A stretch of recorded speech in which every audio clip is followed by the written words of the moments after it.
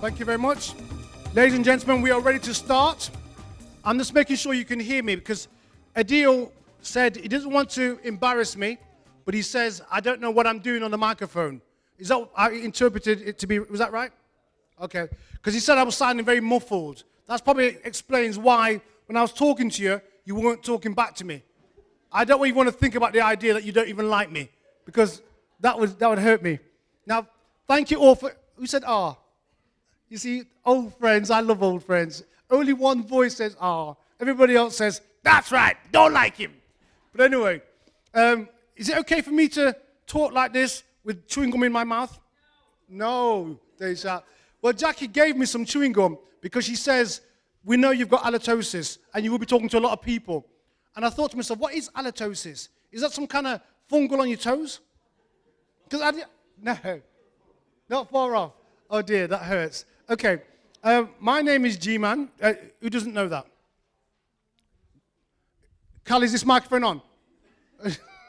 Okay, no, because we practice for 20 minutes conversing together.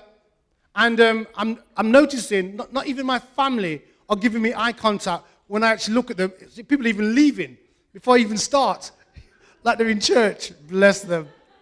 No problem. My name is G-Man. We're from an organization called ZeN. Does anybody know anything about ZeN? Carl, is this mic working? Okay. I'm just testing, bro, because all I'm getting back, right, is nothing.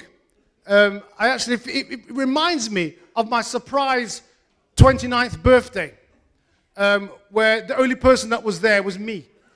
And that was very, very painful, and I've got over it now. My therapist says they didn't turn up because they didn't like you. They didn't turn up because Crossroads was on. That's the reason, even though it ended 5 years previously.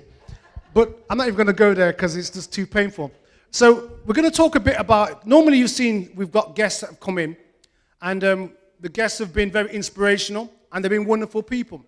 But we've been around for a year now as an organization. We're called ZeN, and people wanted to ask the question, you know, what does it mean? What is ZeN? And most of the questions have come from people who live in my own house. So I thought that I would actually explain and also introduce to you all the members of ZeN. You cool with that? Yeah. Carl, it's not working. Okay. Imagine to yourself, I know it's way out there, this is 2014. Don't have to imagine that, it really is. But imagine you're like me, okay? Imagine I'm Cilla Black or Oprah Winfrey, and I've got something underneath your seat that's going to be a gift for you. And you've received it, and it's something you really... It's not true, Annabelle. It's a... sorry. But imagine it's something really nice, and you like me. Can you do that? Thank you very much, Caroline. One voice in a room of many people. And some of these people I went to school with, and some I actually was involved in the birthing process. You know? And they're still not even enjoying... Carl, is this working? Okay. So I thought we'd introduce to you some of the ZeN members. Now, what I decided to do, because I could pick people, and some people says, don't pick me first, because I'm nervous. And I said, I understand that. I can understand that, Cal. I can understand the fact that some of the people are nervous. Okay? So I thought I'd have the names down on here, and I would randomly pick the names. Okay? Is that fair? Yeah. You think that's fair? Yeah. You see, now, this is Dawn, right? Now, Dawn has got tonsils and teeth and a mouth. And if I'm not mistaken, I could be wrong. I'm not throwing assumptions out there. But I reckon every single one of you in this room has got the same as well. Would you agree? Yeah. Thank you very much. So feel free and use them. I will not be embarrassed if I talk to you and you talk back. You know, it'd be like this. Let's try it, okay? Okay. Pete, what time is it, please? You can't see. That's a good start, isn't it? No problem. Let's try again. But at least you tried. No problem. Okay, Rags. Thank you very much. You see, we're getting there. What time is it, young sir? You left your phone. No problem. Don't worry. I will continue. Is it Sham? What time is it, please, my new friend I've met only 1 hour ago? 7:50. Any seconds? No seconds, that's no problem. That's precise enough. Now that's what we call in the United Kingdom a conversation. It's what you have them at the bus stop. You may have it at Costa Coffee. You may have it at Starbucks if that's where you go. That's up to you. Or you may have it in TK Maxx. Who goes to TK Maxx? I went into TK Maxx today for a bottle of water. When I say bottle of water, a bottle that holds water. Okay? And I went and they said to me at the end, it's £91. You know why? That is correct. Because they put everything else in front of you. So by the time you get the thing you're looking for, you're broke. You understand me? So what I'm saying is, if you want to, I'm just throwing it out there. If you want to, have a whip round for me. No coins, because it will destroy the lining and the style of the trousers. Yeah, man of CNA, this is where from. Mr. Lambie, how are you doing? You can talk, bro. We're practicing communication. Fantastic. What time is it, please, my good friend? No, it's not a sly at the fact you came late. It's not that. I'm just asking generally. It's a black thing, bro. 1950. That's my look as well. If you look carefully, it's the 1950s. The Cary Grant look is what they say. Do you not see the similarities? No? One more thing before I start.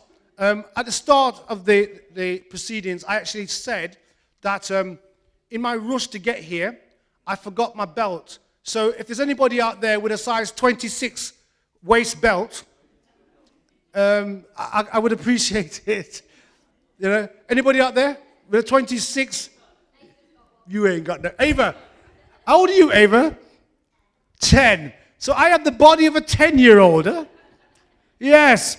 And you may ask yourself, how have I slimmed down to this new split way? I'll tell you. It's the gym. That's right. It is the gym. But it's not just the gym. It's all to do with eating as well. Because in the old days, right, I'd have one lamb roast and another. Because it's not right for lambs to be by themselves. So I did have two. Now, I only eat half. But I'll tell you why I put on a lot of weight when I was a kid. How you doing, sis? So it's not just the Caribbean people. I like it. It's wonderful. Yeah. No problem. You grab a seat. When I remember 20 years ago, I was in a canteen when I was studying. Well, if you believe that I was studying, you also believe in Santa Claus, because this is an uneducated young man. I know you find it hard to believe, but I have no qualifications after my name or anything. I'm just a normal person. Well, not normal as you people, because obviously the tail of my cut is quite fine. Have you seen the fact I've got no collar on it? Have you noticed? Did anybody notice that? Carl, is it working? Remember, you can talk to me at the appropriate times. It's called a conversation. But anyway, I'm not going to waffle anymore because I can see you're getting restless. I'll tell you how the night's going to go. Every 5 minutes, somebody will come in the seat and they'll tell you a bit about themselves, tell you why they're part of ZeN or whatever, right? And at the end of the 5 minutes, they'll go and then somebody else will come in, and that's how it's going to go. Is that cool? Before I actually introduce, you see I had one or two voices. That's nice. That's wonderful. I'm feeling that you're warming to me, even though we've only got an hour to go, but I can feel you warming. I just like the way that people keep coming in. It's wonderful. We did actually say to people, let us know if you're coming. 5 people said they're coming. 5. No, I'm not complaining, sis. No, don't get me wrong. I'm not complaining. I'm just saying that I put out 6 chairs. That's what I'm saying. No. Listen, it's all modern technology. Is this mic okay, Adil? No problem. Thank you very much. So, just to let you know, also, in terms of wanting to know what's happening in the future, we're good old Shane. Who's Shane? Shane's at the back. Wave, Shane.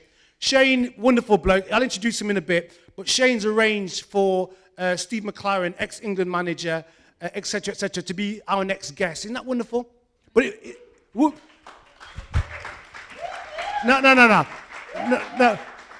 Can I just say something, Carl? I'm going to say this because my therapist says, tell the truth, shame the devil. He gets an applause. I just mentioned his name, he gets an applause. I've been here 20 minutes. I got family and friends here, bro. family and friends. Okay. I'm moving on, okay. All right, so Steve's going to be here, and it'd be good if you all turn up as well. Bring your friends. Remember, there's only a few people. This can only hold a certain number of people. So the first come, first serve. Try not emailing me then and see if you're getting. I really want to. I want to be on the door. I want to throw people out. That's what I'm called. Okay, I'm mumbling now. I'm talking nonsense. I'll move on. Okay. So here's my list. I'm going to pick my first victim. No. I'm thinking eeny, meeny, miny. I can't even see it. Read. Carl. Round of applause for Carl.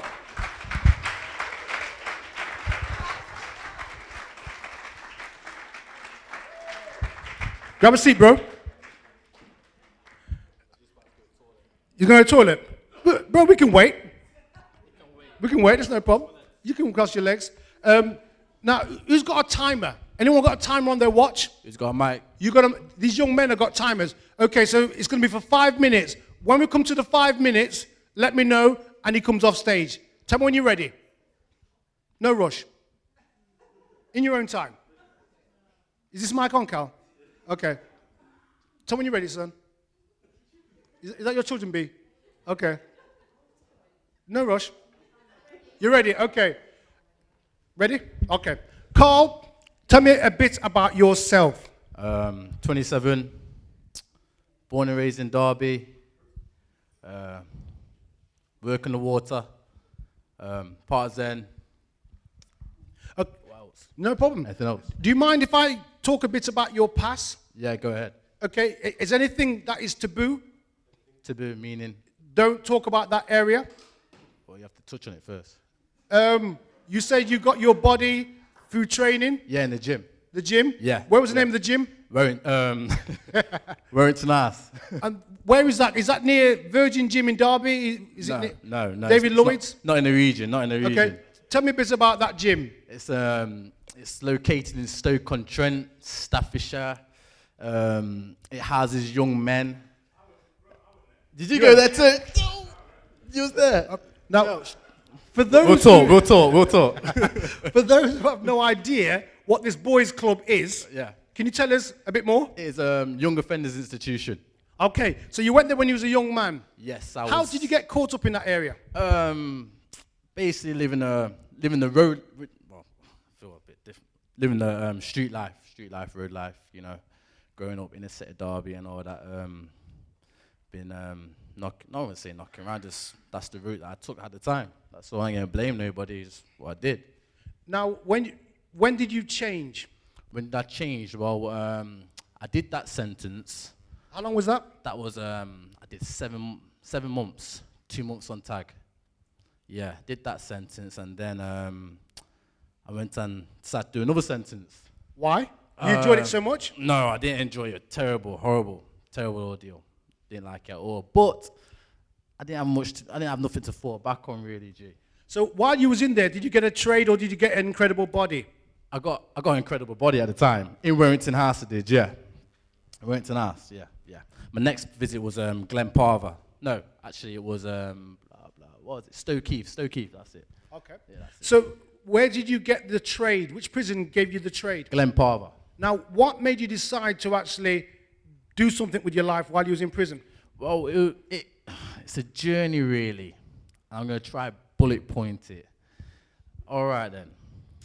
I went to Stoke Heath for a grievous bodily harm, meaning that was wounding with intent. Children here, so I'll say no more. Then, while I was in there, I was just going through a lot. I thought just really low. And didn't know where to turn. So there was a gospel on the side. The gospel, Matthew, Luke, John, and Mark. I decided to read it. All right, I put it into effect. And basically, for the crime that I did, you're not meant to get bail. I got bail. So it gave me 6 months to build up references. Before that, I got told I might be facing about 10 to 9 years in jail. I was 18 years old. And wow. That's a big sentence for shoplifting. Oh, no. Yeah. It's looking like a long time and that. So basically put into effect, got my references and all that, got a job while I was there, ended up getting 2.5 years. So it went from 9 years to 2.5 years. All right, so I went in jail thinking, you know what? I want to learn something. So I took my Bible in there and I was like, you know what? When I'm in jail, I'm going to get to know God. Yeah? All right, then. For my crime, you're not meant to get tag. And when I went to jail, I thought, how's the quickest I can get out of here? The quickest way, you know? And I know they had schemes, and one was a working scheme, which was the trade. See, I got there. Well done. There. Yeah, which was the trade. Anyway, like I say, long story short, took a business course, kept my nose clean, did what I need to do. Then got let onto the scheme, which I weren't meant to get let onto the scheme with my crime. My crime, you weren't meant to get let onto that scheme, but I did. And then through that scheme, which was the gas trade, I managed to get my tag. Now I weren't meant to get my tag because I'm a time. Pardon? Tag is where you get monitored. Yeah, the monitor you, so you can't leave your home. You're a bit confined. You get curfew like a little baby. That's my first curfew, by the way. I never had a curfew before. You know, I still love my peoples, that, but you know, it is what it is. Yeah. So I'm not sure. I think your dad was telling me. He was in the room, but he's gone. Oh, he's still here. He's there. He was telling me that once you left prison, normally a person leaves prison and then that's it. But you was picked up and taken to, was it the House of Commons? Yeah, House of Commons. Yeah. Why? House of Commons, Parliament. Basically for completing the scheme. Completing the scheme and being basically must have seen me as somebody that achieved. So yeah, I went down, met the Baroness of Scotland, had some champagne, stayed there for 2 hours, then I went, and my tag took off for that night, so I decided to go out also. So yeah, it was a good night. Yeah. Good man. What is your ambition? What do you want to do? To achieve my potential, you know. I want to just maximize what I can do in the right way, positive way, you know. That's what I want to do. Beautiful. Yeah. How much time we got, my friend? Oh. Why you never tell me? Carl, thank you very much. Yes, bro. Wonderful. Okay, I think it's some time for Josie. Go on, Josie. You'll be fine. Josie sent me a text earlier today, and it was so funny. She was saying this is like torture, waiting for her time because she wants to get it out of the way. Because it's like going to the dentist. That's what she said. I mean, sorry, she should have gone first. No. Give her a chance to see what's kind of going on. So, Josie, tell us a bit about yourself. Right. I am a mother of 2, married to Shane, and a counselling therapist. Have you always been a counsellor and therapist? No. Tell me what you did before you was a counsellor therapist. Before I was a counsellor, I was a full-time mother, basically. But I thought, as much as I love being a mother, I wanted something for me as well. And probably at the time, married to Shane, you get to the point where you are just perceived by other people as either a wag or something as boring as that. And I just thought, people stop asking about you because you just, and I just thought, I'm sick of this, I'm bored of this, I don't want to just be this, I want to be something for me. So what is, for those who don't know, what is a wag? Is that what a dog has and it does? Yeah, you know, it's a perceived perception of what you are, so... Wife or girlfriend? Yeah, wife but and it's rubbish and it would embarrass me, and I just thought, I don't want to just be known for that. That's ridiculous. I've got to try and do something for myself. You know, you'd be in a sort of, you know, you'd have your hair done or something like that. You'd be in the hairdressers and people would, you know, the general chit-chat, and they'd say, oh, you know, what do you do? And then as soon as you'd say, oh, what does your husband do? Oh, he's a footballer. You didn't have a face anymore. It would all be always about, and that's fine, that's cool. I'm proud of him. But I just thought, I'm here too. Good. So what made you decide, because you could do many different jobs. You could have been check out. You could have done whatever, but you chose to be a counsellor. Why a counsellor? Because that's a bit obscure. Well, basically, I think it was through having a lot of a loss at the time. Probably people know that Shane was kind of done for the old drug thing, and at that time there was a lot of loss in my life. I'd lost because of that. I lost. We wanted a house. We lost that. I lost a baby very soon after that. I was made redundant. I lost my husband to drugs and drink, and through all of that, I lost myself as well, because you become a codependent of him, and so I lost my own identity. And so I went through the clinic that Shane was seeing. They gave me therapy at the same time. Wow.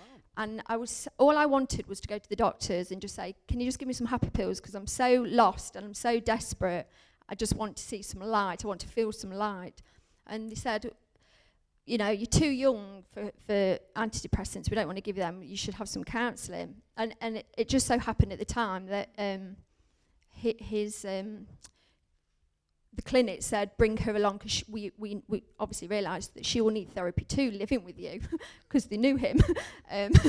So I did that, and I couldn't believe that just through someone's voice and someone caring and being empathic and listening to me, I didn't need antidepressants. They heard me, they listened to me, they cared for me, and bit by bit I grew strength and I got better and better. And I just thought, wow, could I do that? It's something that I could do. And after a lot of doubt, and I thought, I'm going to try. And I was never ever very good at school, ever. Always back at the class. And I thought, well, it's going to be too difficult. I can't do it. But you believed in me, and a few, people believed in me and said, just go for it, try. And so I did. And the first time, it was the only thing that ever came easy. I struggled with everything at school, everything, and I couldn't believe that. I would sit in the class and I think, everyone's like, I don't get this. And I thought, I do. This is really, really. It made sense to me. For the first time in my life, something actually really did make. It was simple, so I just kind of carried on. And do you enjoy it? Love it. So, imagine to yourself, there's people in this room here now are thinking to themselves, I would love for you to counsel them. Is there any type of person you'd say, no chance? Don't look at me when you say that, please. No. Just children. I'm not qualified to work with children because that's a different area. So young adults and adults, yes. So if they want to get in touch with you, how could they get in touch with you? They could go to my website. Which is? www.josienicholsoncounselling.co.uk, or get my mobile number. There you Simple. are. Josie. Thank you. See, that was painless, wasn't it, sis? Okay. The next person is a person I've known for a very, very long time. Very, very long time. I'm sure they're in the kitchen now as we speak, preparing food. Grace, are you with us? You mean you're busy? Come forward, Grace. Come, selector.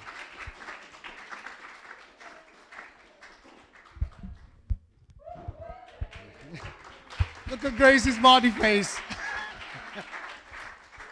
Bless. How you doing, sis? Thought I was going to hide away. No. I've known Grace. Okay, I'm going to go back in time. You set the timer again, thank you. Thank you. I'm gone. You just can't get the staff, can you? Oh, he's at the back. It's not working. Throw him out.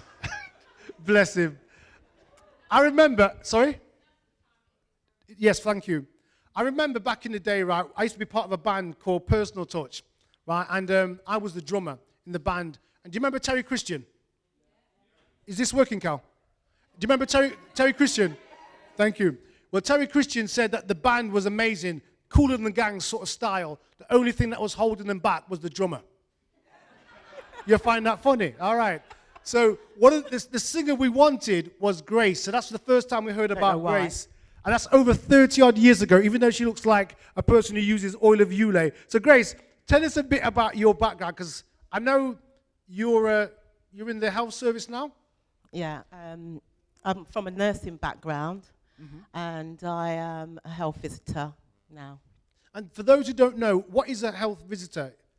Right, a health visitor, basically we are nurses, some of us are midwives, and we go on to do an extra year, and we are specialists in community public health, mainly children under 5 and families.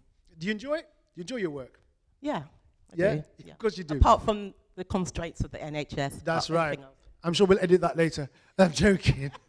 Now, you've been part of ZeN since we started. But for those who don't know Grace, I remember when I had some financial difficulties. I'm filling up. I'm joking.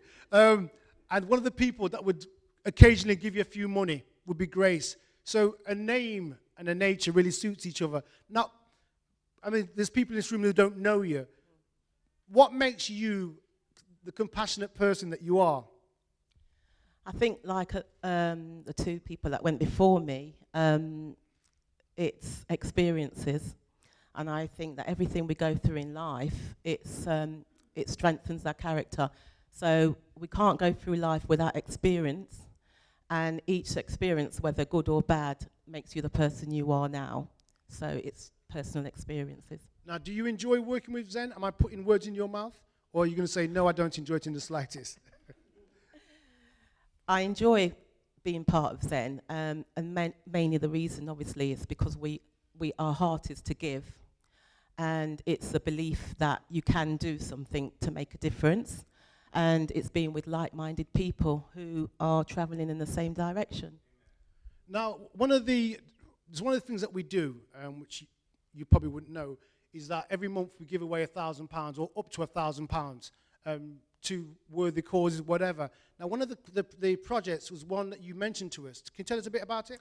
It's a project called Restore. It is a Christian project. Is that furniture? No. Restore is a project that started about over 10 years ago by a lady who had a vision to support and to befriend and help people to turn their lives around. And it's predominantly for the prostitution business. And it has grown, and it's funded by some churches or people who just believe that people can turn their lives around. And it's for these marginalised people who basically people wouldn't even talk to or would walk past in the street. A lot of them have got substance misuse, and they go out and outreach, help them with court appearances, any drug services, counselling, and many, many other things. But it's basically helping them and outstretching your hand to them. That's Grace. Thank you very much. Painless one tip. I'm looking around the room.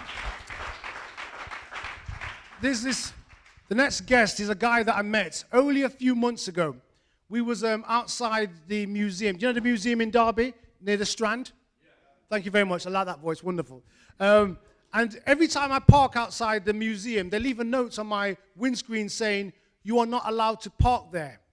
And I always write on it, "Yes, I can. I've just done it." Right? Now, one of the people that I met while I was there parking was this guy. We call him Joe Wisdom. He's from a band called Joe Wisdom, but he's also known as William. So, William, come to the front, my brother.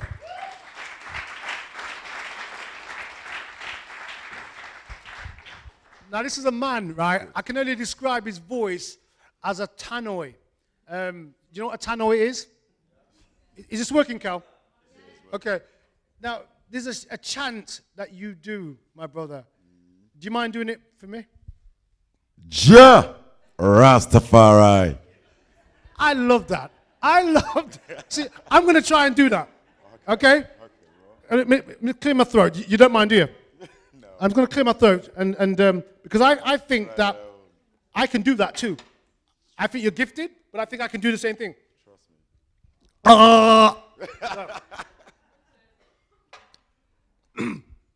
One more time, bro. Ja Rastafari. Yeah, got it. Yeah! Rastafari's. Yeah? Yes, bro. Yeah. You are there. Okay, William, because you clearly are not from Derby. I know it's a giveaway, it's the shoes. Now, tell us where you're from. I'm from Ghana, West Africa. Okay, so are you not the Ghana Massives? So, what are you doing here? Are you lost? I mean, in some point, I think I'm heading towards the right direction because I've been traveling a lot, and I think I'm in the right place now. Because you were saying that you've been to Kilimanjaro.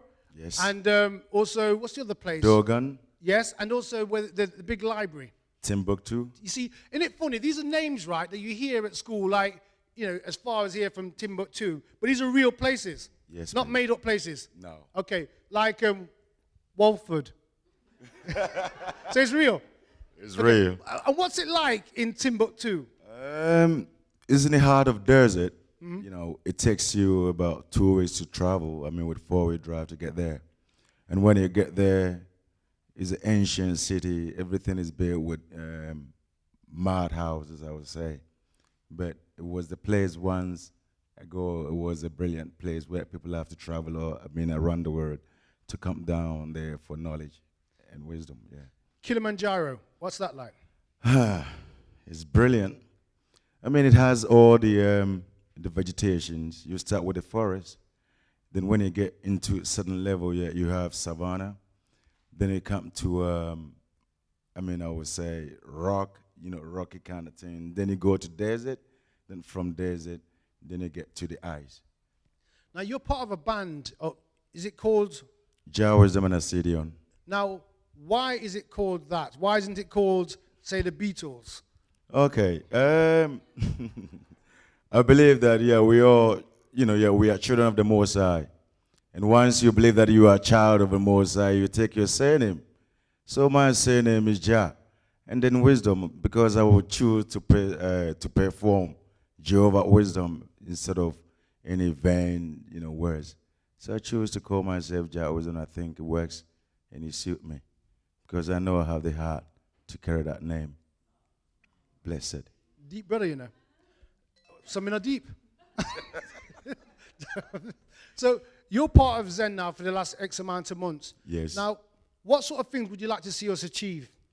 I think I've seen this as, you know, the fulfillment of the prophecy, because it says that when the time gets into the end, people will come together. And the glory of the Most High will be more and more like the waters on the surface of the earth. And I've seen this movement as one of them, because people have the heart and they have the love that they, you know, people are needed out there. So I want to be fully part of it. And I don't know, it's brilliant. Beautiful. Yes, sir. Now, you produce music. Yes. Where can we get to hear your music if we want to hear it?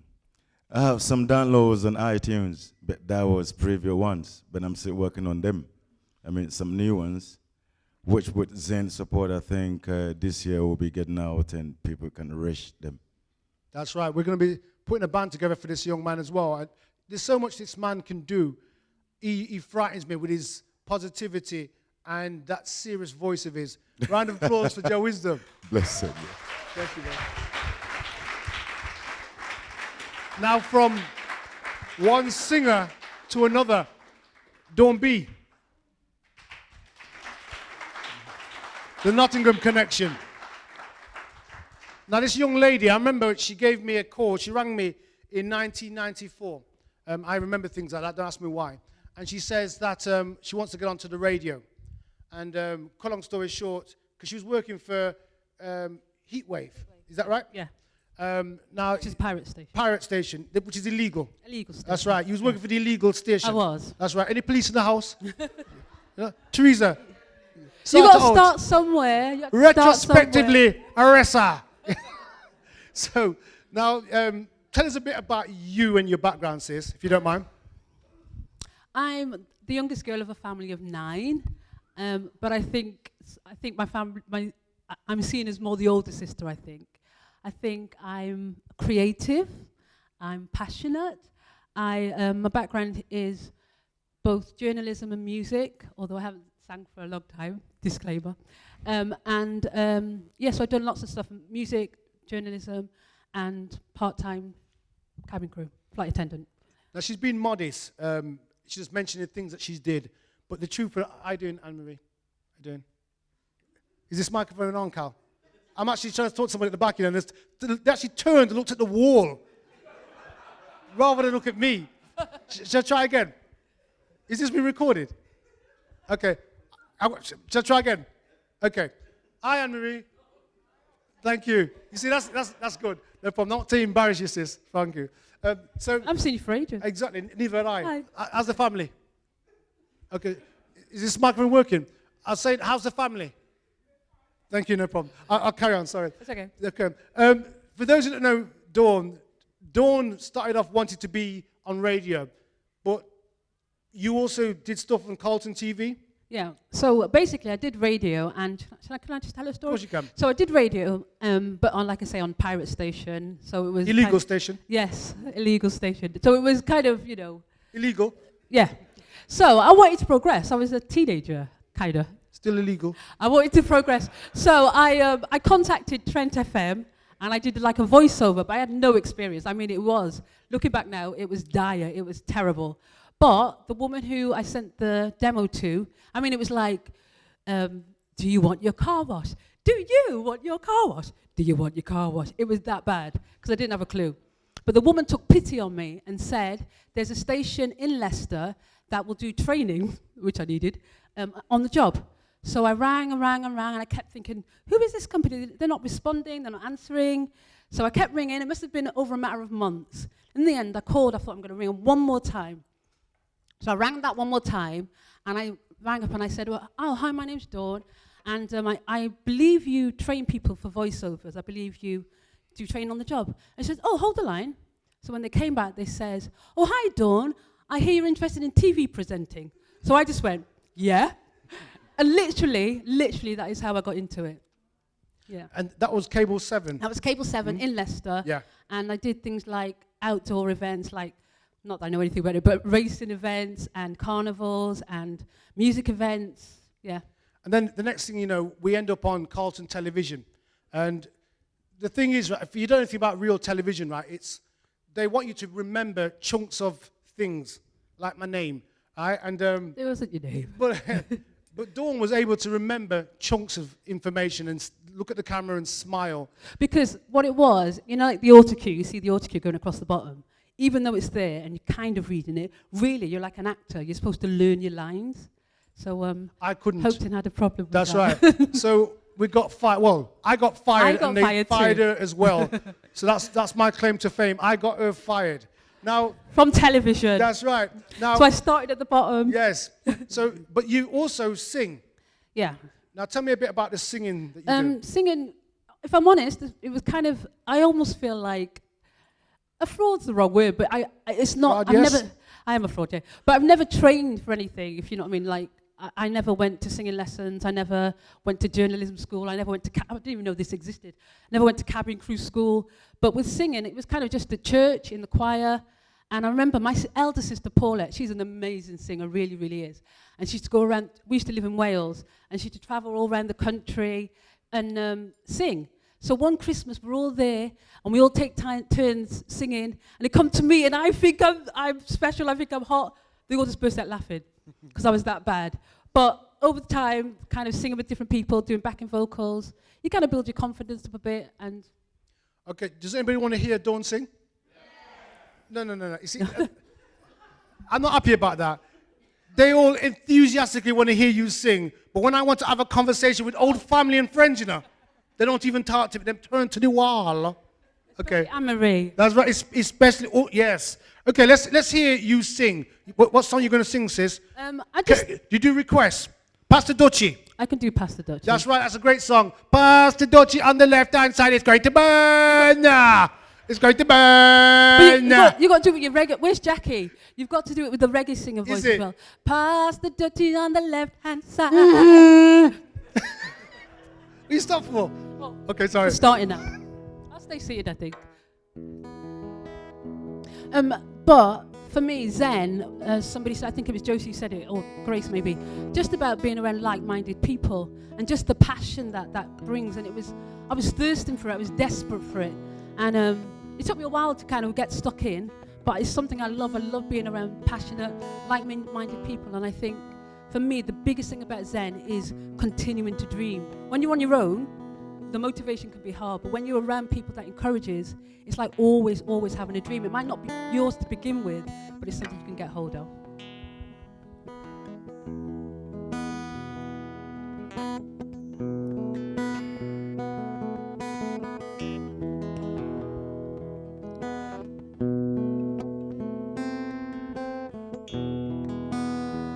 One sec.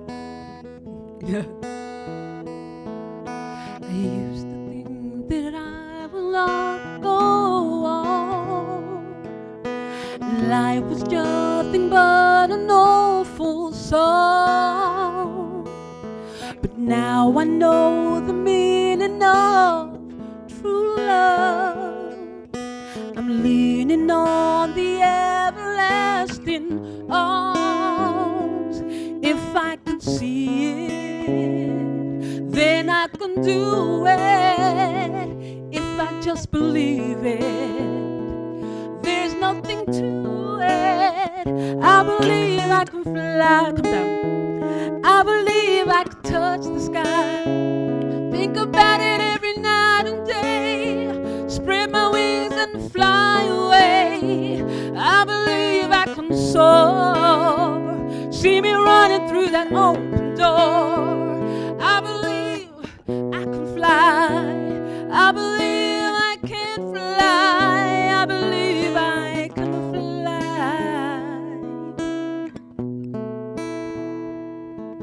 See, I was on the verge of breaking down. Sometimes the silence can seem so loud.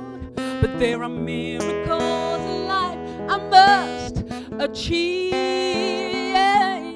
But first it's gotta start inside of me. If I can see it, if I can do it, if I just believe it, there's nothing to it. I'm gonna pause there. Wait. I believe I can fly. I believe I can touch the sky. I think about it every night and day. Spread my wings and fly away. I believe I can soar. See me running through that open door. I believe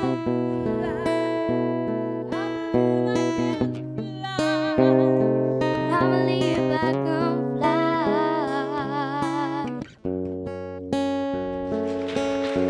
See, I was on the verge of breaking down. Where you going? Sometimes the silence can seem so loud, but there are miracles in life I must achieve. But first it's gotta start inside of me. If you then I can do it. If I just believe it, there's nothing to it. I believe I can fly. I believe I can touch the sky. I think about it every night and day. Spread my wings and fly away. I believe I can soar. If you know it, you can sing along. See me running through that open door. I believe I can fly, yeah. I believe I can fly. I believe I can fly. Woo!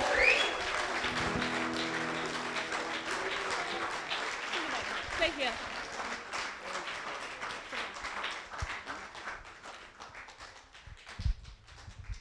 That was Dawn B, and that was Ava, and now Ava's joined me on the seat. How are you, by the way? I'm good. Well, isn't she wonderful? No, I'm not. She's beautiful, and I love it, and she's got the uniform and everything, but you're showing her too much love. You ain't showing me the same kind of love. She's 10, okay. All right. No, I got a 10-year-old's waist. Okay, I digress. So, Ava, tell me a bit about yourself. What school do you go to? I go to St. Peter's. Now, how long have you learnt to sing? Not long. Not long. Now, I'm not being funny, right? But you sound like a great singer. You sound nearly as good as me, to be honest. We must collaborate in the future. You know, me, you, and Pete, possibly Dawn. Are you ready? Yeah. And also your future earnings. I know you're not thinking about it, but you know, I'm looking at, say, like 10, 15% my way. Is that a deal? Yeah. You shake on it. You wicked people. You wicked. So, in terms of singing, you got some favorite singers? Do you like singing? I don't really have a favourite. Just Really? like different. Just different singers, such as me. Emily Sunday and stuff like that. Who's that? It's a Am I showing my singer. age? Okay. You say any other Sunday? Is that what you said? What? Oh, sorry. What? Who's the name of the singer you just mentioned? Emily Sunday. Oh, sorry, Emily Sunday. Sorry, forgive me. Anybody else? Not really. Would you like to be a singer when you get older? Yeah. Would you really? No, Maybe as a hobby, but just as a hobby, no problem. But like I said, if you do need a manager, yeah. I'm available. Okay. Okay, you're gonna sing a song for us? Okay. What song are you gonna sing for us? Your song. My song. Your song. My song. No, it's called Your Oh, Song. sorry. Forgive me. Sorry, forgive me.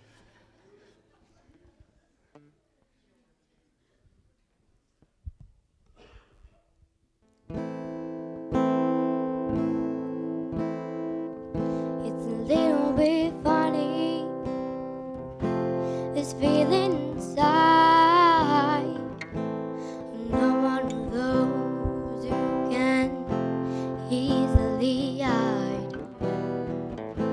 I don't have much money, but boy, if I did, I'd buy a big house where we both could live. So excuse me for guessing, but these things I do. See, I've forgotten if they're green or they're blue. Anyway, the thing is, what I really mean. Your eyes are the sweetest eyes I've ever seen. And you can tell everybody that this is your song. It may be quite simple, but now that it's done, hope you don't mind, I hope you don't mind that I put down in words how wonderful life is. Now you're in the world. Oh, oh, oh, oh, oh, oh, oh, oh,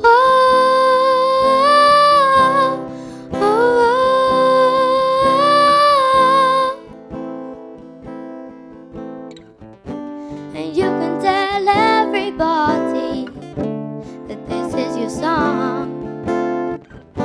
It may be quite simple, but now that it's done, I hope you don't mind, I hope you don't mind that I put down in words how wonderful life is. Now you're in my world. How wonderful life is. Now ZeN's in my world.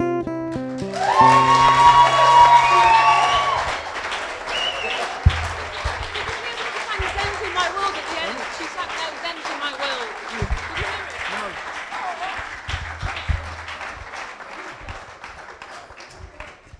They always say, yo, Pete. I just want to say, I've only met sorry, what's the name again? But yeah, just today, we literally ran through this song probably 50 minutes, half an hour max. So very, very, very good. Give her another round of applause, please. Beautiful. Absolutely awesome. That was Pete Sharp from the Trinity Band. Ava, awesome. Dawn pointed out at the very end, what was the last line she sang? Oh. You need the mic, my little lady. Now ZeN's in my world. Fantastic. The youngest member of ZeN. Absolutely. Remember, age is no barrier. You can be as young as you want to be. You can be as old as you want to be. Absolutely fantastic. Has anybody got a pen and paper? Get a contract drawn up for this young lady. Because I know Simon Cowell watches this, and he's going to steal that child. I need her. I need the money. I got a mortgage to pay for. Don't leave without signing. Okay. Awesome. Now, this is the next person is a person I've not known for very long. But in that short space of time, she's a big impression on me. Kaz. Come.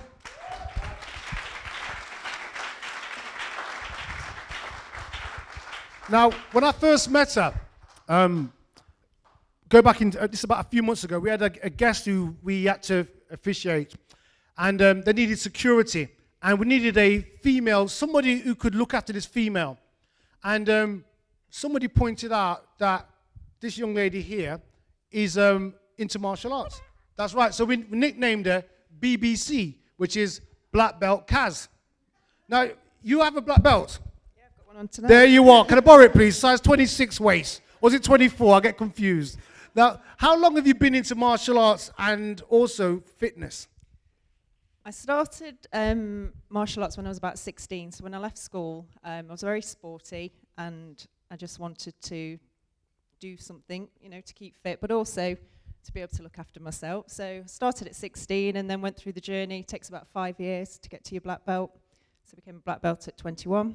And which particular discipline are we talking about? This was in Taekwondo. Okay. Yep, which is the Korean form of self-defense. I did, I'm not sure if mine was, I think mine was a northern thing.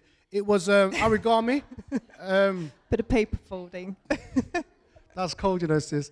So, do you use martial arts now, or is it to say?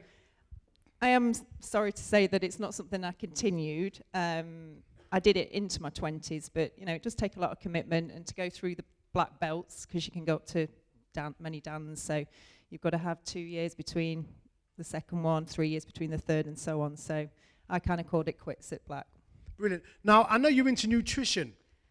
Yes. Tell me why you got into that, because I'm not being funny, right? Because I'm also into nutrition, you know, and I always make sure that if I have any donuts, it's always Splendor as opposed to normal sugar, because, you know, it's fattening, isn't it? Sugar's fattening. It certainly is. It's very addictive. What made you decide to check the foods that you eat?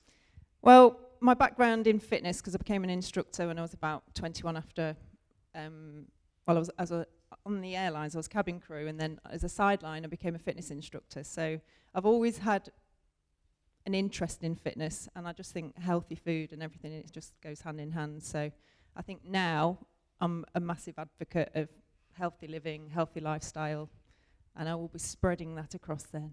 So and that's what she does. So you won't be eating any McDonald's or anything like that? Oh, no. But no, KFC? No. Do you reckon KFC is very nutritious if you take the skin off? KFC's not even chicken. It's a good point. I stand corrected. Now, you've been part of ZeN roughly from the time we started. Do you enjoy what you do in ZeN? And can you tell us what you do?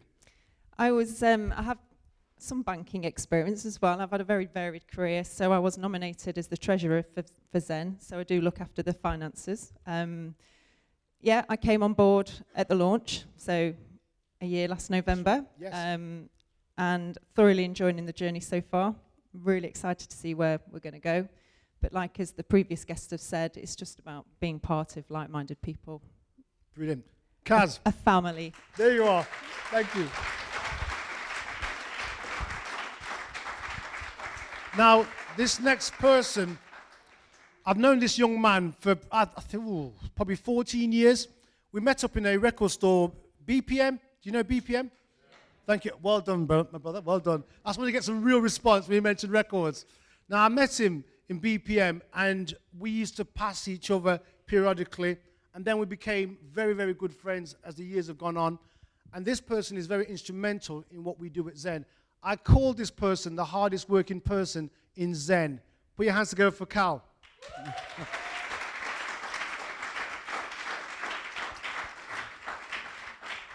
Now, this man, all I can say is that he's the unsung hero. He does things in the background that makes me look good. I know you may think I'm perfect, but he does. Oh, that hurts you there, bro. That was Corey, man. The hearty laugh. So, Carl, tell us a bit about yourself and a bit about your background. I grew up in Birmingham, 1973. I'm 40 now. One of 7 children. Wow. 6 sisters. I'm the youngest. Yeah. 6 sisters? Yes. Okay, so your family were looking for a son? They were, definitely. Clearly. And then I was the North Star appeared and I was the golden child. Wow, well done. So, your background, I mean, what sort of work have you done in the background? Oh, what haven't I done? It would be the easiest way to explain it. I've done everything. What it was that I never really knew what I wanted to do in my life. I went from job to job. I always like to challenge people all the time in any position I was in. And I soon realized that you need to be a yes man to get anywhere. And that just wasn't me. So I Or just have a brown tongue. Yes. That's very true. Sorry. Well, and I don't want to be one of them either. So I just continued from job to job aimlessly, did a bit of education, just completed my BA Honours last year, part-time while I've been studying. And I've now been in the NHS for the last 10 years, just what I can say, dormant really. Because now, for those who don't know what you do in terms of ZeN, can you tell us a bit about what you do in ZeN? Quite a few things. Yes. Design work. All the flyers that we do, this is the man. I would say to him, we need to do an event for this certain date, give him some dyslexic sentences, and then he puts the thing together. This is the man. Carry on. I do the website work as well, ensuring that it's uploaded. We've now got a worker called Elliot who does the work for us, but before I was doing all the posting, etc. like that. Sourcing stuff we need, research, development of stuff. It's just an ongoing job. It's just basically what needs doing. I try and do it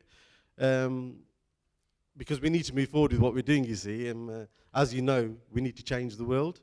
And we've got to do it a step at a time, and somebody needs to do it. So this is what I do. How far do you think, I mean, what's your ambitions within ZeN? I know you mentioned the things that you want to do and what we do.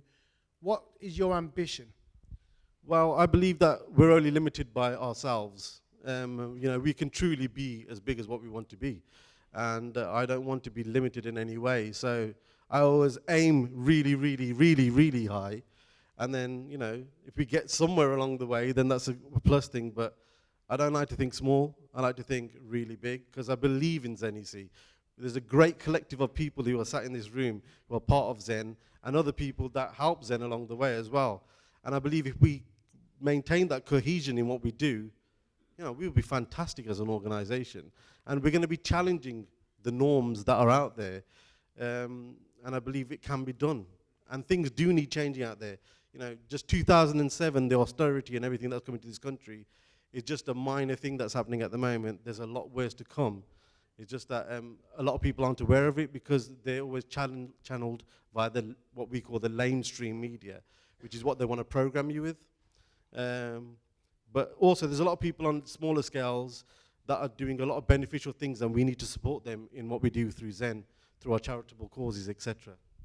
You see, that's, in a nutshell, that's the kind of things that we're trying to do. And Carl puts it so succinctly and so wonderfully. When you said the lamestream news, I don't understand why we need to change the news, because I'm not being funny. I remember hearing a few days ago, I thought it was Alicia. It's not Alicia, is it? No. Okay, sorry. Okay, sorry. How you doing? How's the family?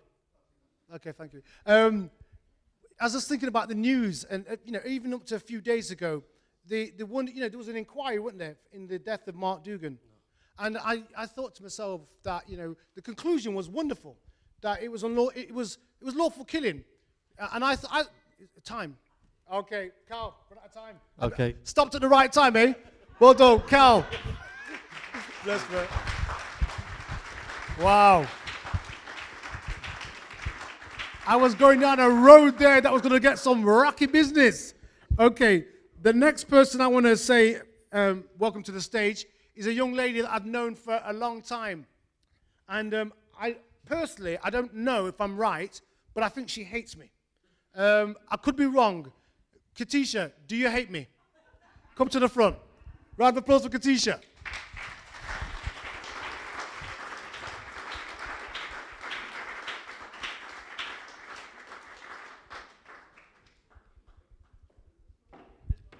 No problem, sis. So I'll put that question back to you again. Do you hate me?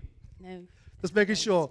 Because Katisha has a way of looking at me that if looks could kill, she would say, Your Honor, I look upon him and drop down dead. Is it against the law? But I'm sure we get on so well. I love you very much. Of course you do. Now tell me a bit about, well, don't tell me, tell these wonderful people out here who clearly are not my friends, but are yours, what your background is. Tell us a bit about you. Okay, I'm very nervous at the moment, so please forgive me. You're nervous? Yes, You don't do nervous. Okay. Thank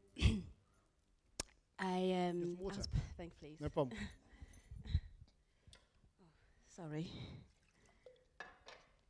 Thanks, sis. I feel better, you're right. That's Sorry. good. Okay. Sorry.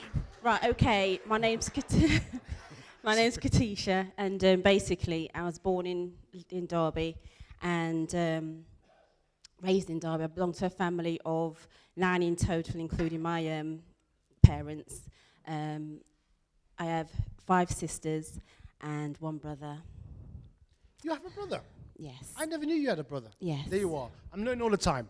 Now, are you a singer as well? I sing. Yes. But not as good as others. Well, don't look at me, sis, because I don't fall into that category either. Because I always assume, you see, that if you're a sister and you come from a church background, which I believe you have, I do. You clearly can sing. And people used to always say that to me, and they say, you know, I'm from a church background. And I say, yes, I was christened, you know. And I think I was at my parents' wedding, and that's it. But anyway, I digress. And people always assume that I can sing. The story of my singing is going to... shall I move on, shall I? Okay, sorry about that. Katisha, tell me, you can't sing, you say. Or did you not say you can't sing? I can sing a little bit. I was born River. born and raised in a church. Uh-huh. And so we belong to a choir, Mount Zion Choir, and we used to travel and sing in the choir and do concerts as well. Yes, I remember those days. Now, you've got a media background, if I'm not mistaken. I do. Tell me a bit about it. Okay, basically, I went to London for 10 years, and I did a media course and got a degree in media. And basically, I got a BA in communications and audio-video productions. Well done. And for those who don't know, right, one of the things that we're trying to do at ZeN is we're going to do like a media kind of arm to us, like our own TV company. We're going to film some of the shows in the yard, and you'll all be welcome. Bring a buckle, you know, and then you come along, and we'll just chill on the chair and stuff like that. How you doing, Pete?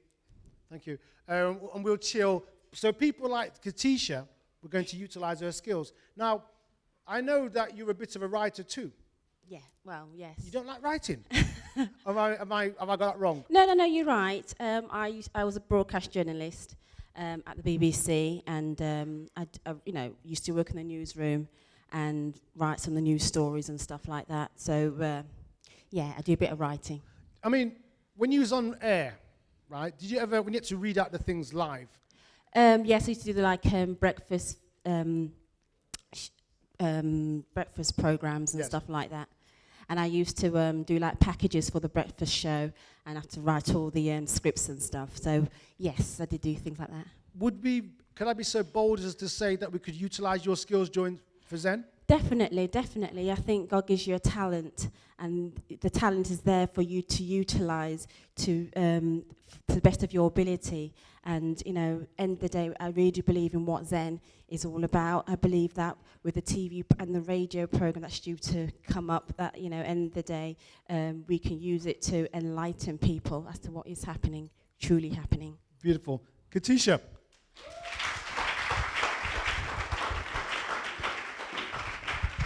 Now, this next person, I can safely say that I've known him.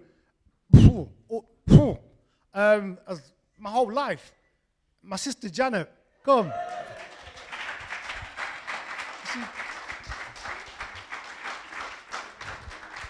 You know what's funny? It's like she won The Price is Right. That's right. Come on now. Now, before I actually say anything about Janet, right? All I can say about her, as one of many things, the kindest person I've ever met in my life. Now, the thing with Janet, if you ask Janet for something, this is how the telephone call would go. And I'll play both parts because I've been trained by Lord Olivier. Okay? Janet, it's your brother. What you want? No, that's fine. I'm just making sure everything's cool with you. What you want? No, I'm fine. But, you know, now you're asking. I have a bill to pay. It's £200. Can you lend me? I got no money. But Janet, there's nowhere else to go. All right, I'd give it you. That's Janet. And I used to always say to her, and it's not even a lie, you know. I used to always say to her, I'll give it you back. And I never did. Because I'm a liar, okay? I hold my hand up, me lie all the time, especially when it comes to money. So if you lend me money, you know I'll get it back. All right? Forgive me. It's a medical condition. Now, Janet, tell me, going back to Janet, tell me what makes you so, I mean, it's a silly question, but what makes you so, good face, let's see. See? What you want? So, what makes you so kind? You see, I must speak, honestly, I really have to speak for her because she's so beautiful. When we started ZeN, right, she was with me, because you know, you can't pick your family, but you can pick your friends. This is my friend family. Without doubt. Another thing I have to say, imagine to yourself, before you're even talking, I don't mind, you can talk. Let me say, in life, one thing you have to always remember is that you will pass away. It is inevitable. And in my life, I've always thought to myself, I need 6 people that could carry my coffin. I know it sounds cold, but I always think it. Because you don't want the co-op to carry you. You want your friends. And she would be the first person I'd choose. But anyway, back to asking Janet some questions. Did really? No. Time to go, guys. This is what happens. Janet, so okay. Right. Tell me a bit about yourself. What kind of work you do, in terms of school work, etc. Tell me what you do. I work in a special school. Children from age 11 to 16. They've got like severe learning difficulties, moderate difficulties, autistic spectrum disorder, complex needs, challenging as well. Now it takes a special type of person to work with children like that. Why haven't, I mean, you've been there 20 odd years. Yeah. What, you couldn't find no other job? I could, but I really love these kids. Why? I'm not saying, when I say why, I don't mean why, I mean why? See the Lord Olivier training coming out? You see? Why? Empathy. I just think I can make a difference in their lives. I could easily work in a mainstream school, but I don't think the sort of one, I don't know. I just think I can give a lot more to the special needs children. So. Now, you've been part of ZeN from the time we started it. Now, I remember us doing Bible studies together. Yeah. And we did this thing called, do you remember Oasis? For those who don't know about Oasis, explain to people what Oasis was, so they understood. I suppose at that time it was a group of like Christians, all like-minded. We used to get together, didn't we? Me and Grace and my sister-in-law Jem and a few of us, and Annabelle and Anne-Marie over there. We used to get together and provide food. Used to play the music, and it's just like nice social time really. And we used to like invite friends and family. Just great. And that was 20 odd years ago. I remember I invited my sister Janet just to come along, but I know her heart, you see. And at the time, we were the only people that when you came to our event, you got free food. Not just normal sandwiches, hot and cold, wasn't it? Yeah. You know, we did that, and we had magazines, and it's these people that taught me how to be generous. I keep going on talking, you know, for her, but I can't say to you how this woman inspires me. It's true, though. Where's my tissue? So, okay, going back now to ZeN, because what do you think about ZeN? What's your view on ZeN? Basically the same as what everyone else says, just reiterating, it's like-minded people all working together as a team, We've all got different gifts, different talents, different personalities, but I think we're all gel. Over the last year or so, we've all got together and really gel really well. And it's not judgmental. It's just a nice group of people who's got the same mind, positive. I really like that, and inspirational and motivational. Beautiful. Yeah. My sister Janet, thank you. Sorry for talking for you.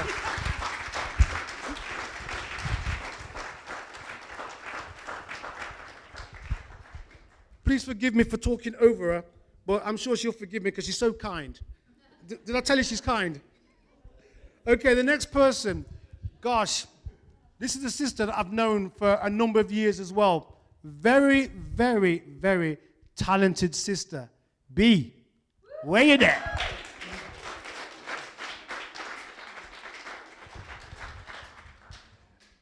Now, I'm going to try my best not to talk over this sister because I've done it already with Janet. I known B for must be over 10 years now from BBC Radio. And but I'm not going to tell anybody else about yourself. Tell us a bit about you. From where? From when you, wherever you want. From birth? No. Okay. Tell us from, you worked at, was it Rolls-Royce? I did. Doing what? I was an aeromechanical design engineer. You see that, didn't it? All right. Didn't I tell you? What does that mean? It means that I used to design aeroplane engine parts. I worked for the compressor team, so I worked in the compressor team and designed, one of the fan blades, not the whole blade, one of the fan blades, and in terms of the making sure you get it right, all of the computer systems, CAD, aerodynamics, etc., and stuff like that. Yeah. Yes. Ooh. Ooh. Now, what made you decide to leave that and go into the arts? For me, it was about a chance meeting, I suppose. It was just a note that's lay on my doorstep. P45? No. An opportunity came up, and it was a joint kind of project between the arts and the media, BBC East Midlands, and the Arts Council. And what they were looking for was four across the region. They were looking for four researchers, and I thought I could do that. It's a 9-month project, and they wanted people to be able to promote the arts and culture and bring different voices to local radio. Derby, Leicester, Nottingham, and Northampton. And I went for the Derby post because I live in Derby. And I just thought, okay, let's apply my transferable skills, and got the job. Now, X amount of years later, you still work in the arts? I do. Playhouse? Yeah, I've been there for 10 years, now. Wow. November last year, made it 10 years part-time. So tell, for those who don't know, what do you do at the Playhouse? I'm a creative producer, diversity, which means that I come up with project ideas, I nurture artists, so in terms of artist development, I nurture theatre practitioners. I also support the work that goes on in the main stage, come up with quirky audience development ideas as well, and help people on their way, really. So that's what I'm about, liking to help people. Now, you also do, tell me a bit about Bebop Productions.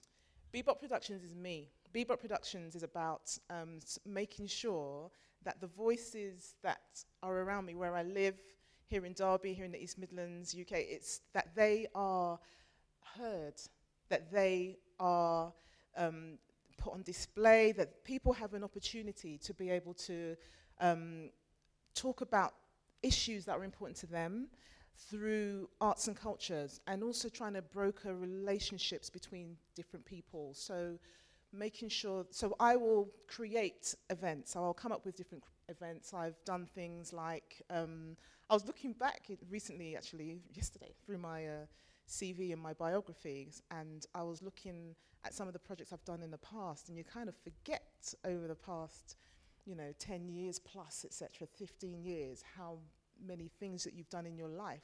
And unless it's written down, you don't really appreciate that that was you. And I was looking at some of the things I did when I first came to Derby in terms of when I was an engineer, I became chairperson of the Derby Nottingham kind of engineering, the IMechE. I was part of and basically organising external events, because engineers are kind of boring and geeky, and so you want to give them a bit of a social life or bring different ways to, do you know what I mean? Is that okay? Cool. And then, and so I would put on events, you know, that were about the technical side of things, but also was a social for people as well. So they could be engineers. Yes, you could meet different people. You can network and have fun. And, you know, the writing group, Wild Time Writers Group as well, started to support that writing group and develop quirky ways of running workshops and encouraging people in Derby to write, and doing things like, I think that Big Blue coffee company, and sitting in there and doing a 24-hour writing marathon or something like that, and, you know, those things, and working with Derby Festival of Words as well. So being commissioned as well, Q Arts at the time, I remember they commissioned me as a writer to work with some other visual artists. There were 5 writers and 2 visual artists, and we created this project that was on display and performed at Q Arts, you know, and you just forget, you know, how much you give and how much you can find out about people as well. So what's your next big project that you're doing? Bebop Productions is, in terms of, well, we have, you know, we've just done Sweet Like Cocoa, haven't we? That's right. So that's happened, and ZeN has been amazing to work with and really supportive, and I'm so appreciative of every single person within ZeN, because that's been just wonderful and came at the right time last year in terms of that kind of support and that level of support as well. The answer always being yes. And then the next event is happening on the 28th of April April. Oh my God, that's my birthday. Well done. Let's go back. So yeah, remember I need a card on that day. So yes, or a phone call or a text. But yeah, happening on the 28th, Tuesday the 28th of January, a couple of weeks' time. Just got the word because I had a meeting today, and they said yes, definitely. Holocaust Memorial Day, your event that you want to do, make it happen for them. So that's what's happening. There you are. So if you want more information, how do we get in touch with you, B? You can get in contact with me via mobile or by going on to, you can email me via bebop.co.uk and find out about me, or even via ZeN as there well. You are. Talented lady, amazing. Round of applause. B. Thank you. Yes, yes.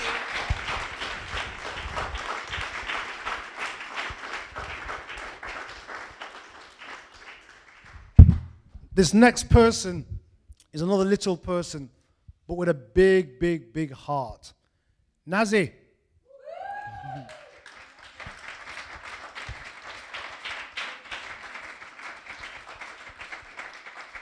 No rush.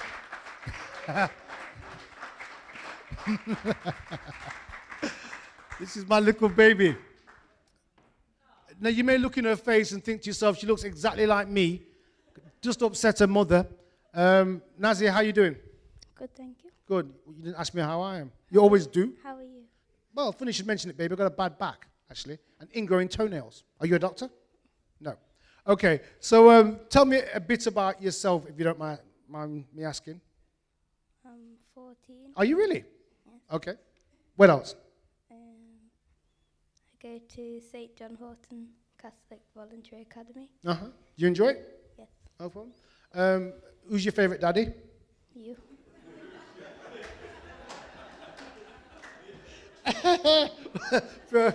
They always have a choice.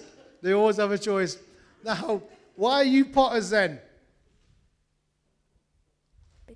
Sorry, just making sure. Sorry, just making sure it was working, sorry. Because I like it. You like it. There's a story, I'm not sure if you want to tell it or if I can tell it. And it's the story of the lady at the spot. Do you remember that story? Driving in the car, am I making this up? Driving in the car, your mum was driving the car, you weren't driving because you're clearly too young. You were driving in the car and you saw a lady on the way to the ZeN meeting. Yeah. Do you remember the story? Yeah. Do you want to share it with the people? We saw a homeless lady looking through a big bin, so we stopped and gave her some Fruitella and some money and some biscuits. Why? Because I don't like seeing homeless people on the street. Now, I had to prize this story out of her, you know, because she's such a little modest little lady, very, very kind. I remember they had a birthday party for me, a surprise birthday party, my 40th, which took place, I think, about 2 years ago. And that's cold, bro. I'm, and she was supposed to come, but somebody had, what did they do? Mash up your finger? I slipped on some paper and it fell on my thumb. Yeah, and fractured a thumb. And did you cry? A lot? Not really. The thing about this little lady is, if you hurt her, which I don't, if Esther Ranson is watching this program anymore, she doesn't really make much noise.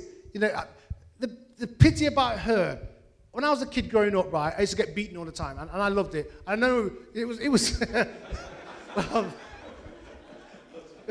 if I didn't love it, then I grew to love it. And the trouble with this one, because I always thought to myself, when I become an adult, I can't wait to use the belt on my children, right? And this child doesn't allow me to use the belt on them because she's too good. And do you mind being naughty sometimes? Because I've practiced some moves that BBC has taught me. And my aim is to go medieval on you. You know what I mean? No. So Nazi, what's your ambition in Zen? Do you know what that means? Okay, you want to talk? I don't know. You don't know.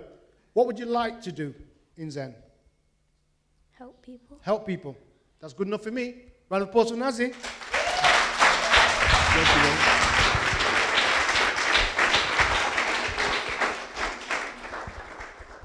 Now this next man was introduced to me by a friend of a friend, well, a friend, and then he became my friend. And his technical knowledge and ability surpasses mine. I know you find it hard to believe, but it's true. Pete, find a seat. You.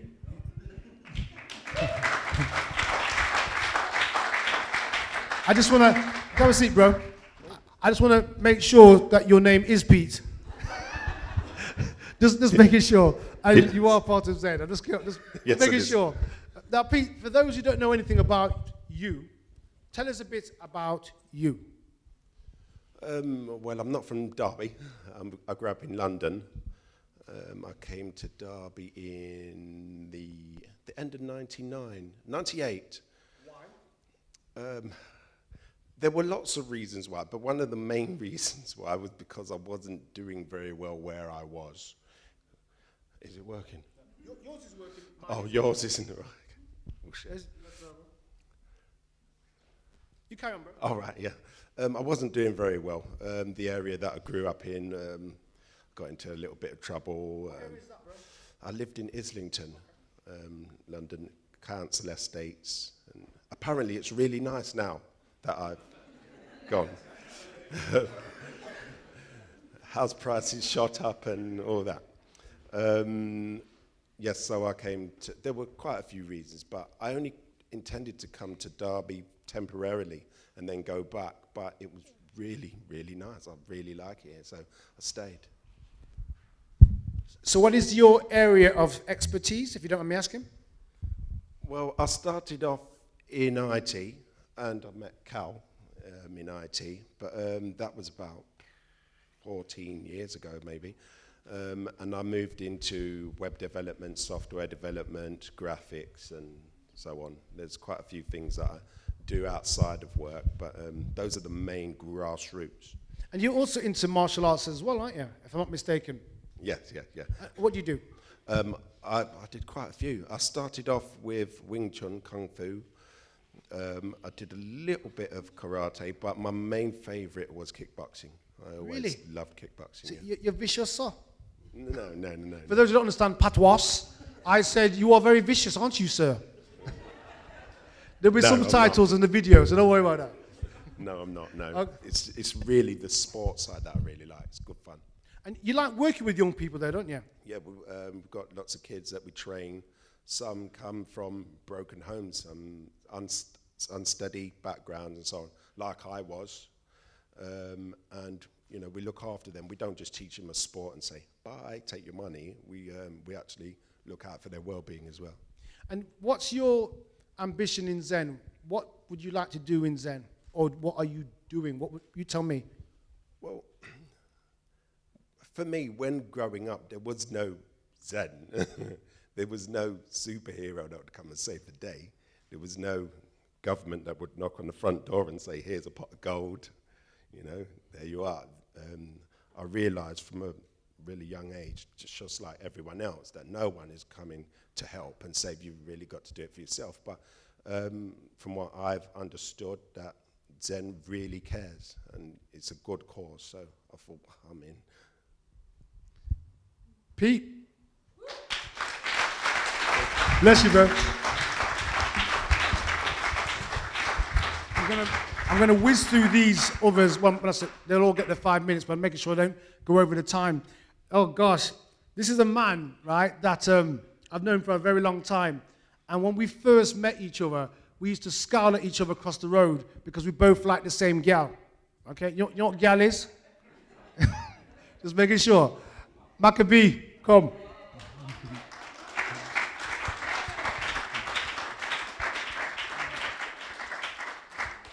Now, this young man has been with me in so many things through life. You name it, done it. I remember, right? You know that song, I'm getting married in the morning. Ah, get me to the church on time. Do you know it? There's another verse. I can do it if you want. Okay, start. All right. You sing as well, don't you, Annabelle? Yeah, Annabelle sings, doesn't she? That's right. We'll talk to you in a bit. Don't worry, sis. Looking down at the floor, you know, bro. But I digress. So I had to get to the church on time. And I was late. But I had to get to town, right, before I went to the church. So I ring up Maccabee and says, I need to get to town. And this man took me. It was an orange Escort. Orange Escort, Orange Escort. Man marked the curb, pavement, getting me to the church on time. Awesome. Wonderful man. I've known him many, many years. We're no longer enemies, are we? Not at all. That's good. Now, for those who don't know a bit about you, tell us a bit about you. I don't know what to say, basically, because obviously born in Derby, brought up in Derby. I don't like this at all, people. So good. Forgive me, forgive me. Well, I'll tell you a story. Yeah, you can mention a story. This is one that he told me. Going back in the time, this guy was one of the most gifted footballers I'd ever seen, right? And he's on a park playing football. Do you remember that story? No, you can't. Okay, I'll carry on. And there was he's playing his game, doing his normal game, and he was a winger, bar none, excellent winger. And there's a guy walking his dog on the park, and he turns around, he's got a cloth cap on, which you obviously are a fan of his, and he turns around to you, and he says to you, let me get this right now, he says, you'll never make it, young man, because you've got the wrong attitude. Is that right so far? I believe, yeah, that was Brian Clough, yeah. Brian Clough. And he was right as well. And he never picked him, but this was one of the most gifted footballers I'd ever seen. I remember when we played together a few years ago, and I was on the sub bench because for some strange reason, they liked my orange. So my job was to squeeze the orange and give it to the team. And I don't mind, because, you know, it's not all about playing football, you know. It's the taking part that counts. And I remember watching him on many occasions play, right? In my shirt, by the way, number 14. That's no problem. Yeah. And he used to skill people up. And I used to jump up and applaud widely. And then I realized to myself, keep squeezing orange. Know your place. No, G, listen, when you played, you gave all your art. That's right. Just like no skill. And the reason that we're here now is because you and your art. You're beautiful. That's why we are here now. He's a good man. Well, we're here to talk about you. You're beautiful. So, okay, Ray, so tell me, okay, put the football to one side. I remember, again, these are all stories. I remember he was getting married, and he asked me, excuse me, he asked me to sing at his wedding. No, what did your mum say? Oh, that man a sing. Get him off. No, I really do thank you for that. At the end of the day, my brother, you came for me. Man. That's right. Me and my missus were singing together. We're now ex. And it's like, I believe I can fly. And as it builds up, kind of thing, it's like the crescendo, and you need as much support as possible with you. And I just noticed that she just pulled the mic from her mouth. So it's left me on my own, you know. On my own to hit this one note that, well, put it this way, no one's ever asked me to sing at a wedding ever. So thank you for asking me. Now, you're the newest member of ZeN. What made you want to be part of what we're doing? Well, at the end of the day, it's all about us giving and basically helping people who are in need. And not everybody has the ability to give. And I believe that ZeN is going places, and we're going to be giving to many causes. And I want to be a part of that. Maccabee, thank you. Thank you very much.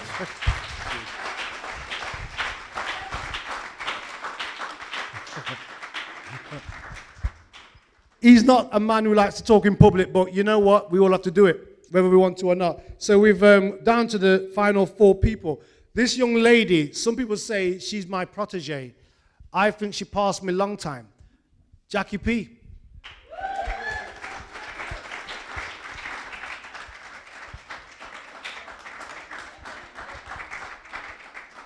Come on.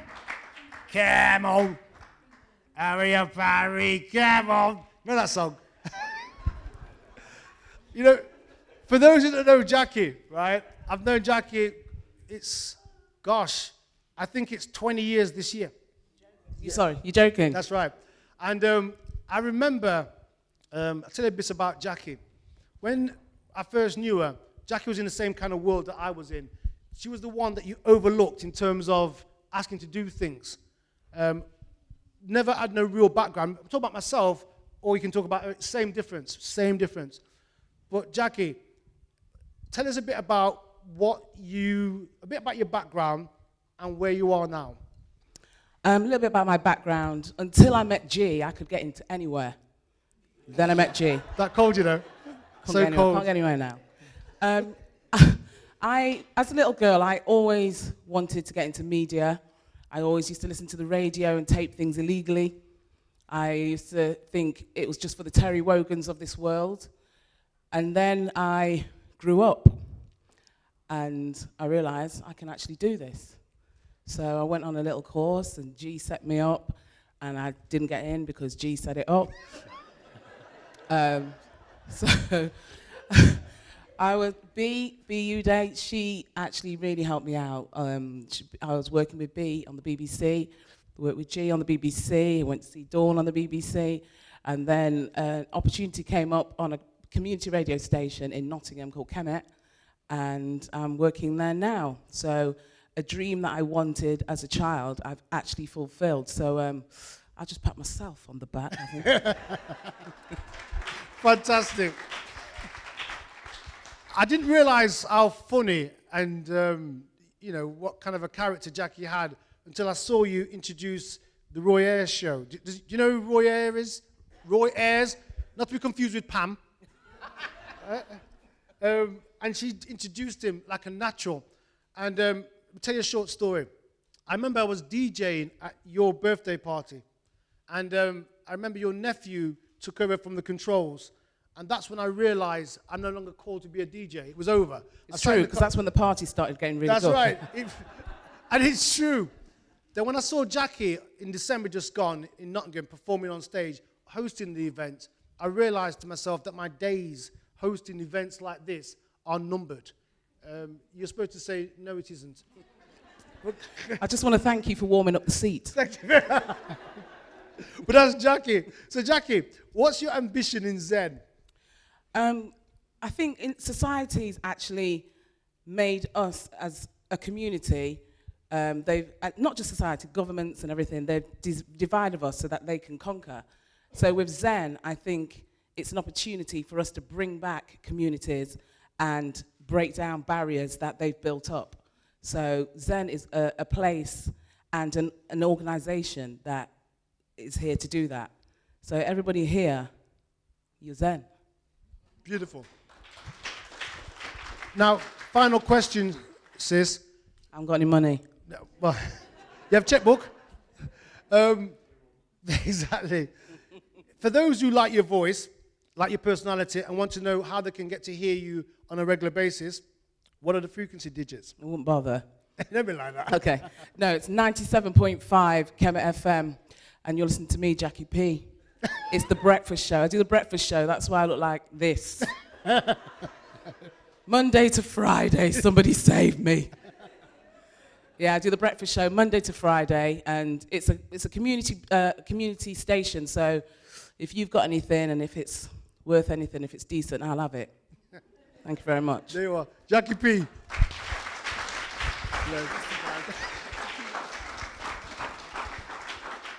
Fantastic. Okay, down to the final three people, not in any particular order, but I've got to really introduce this next person who they say behind every successful man is a woman. That's right, but not in his case. Jem.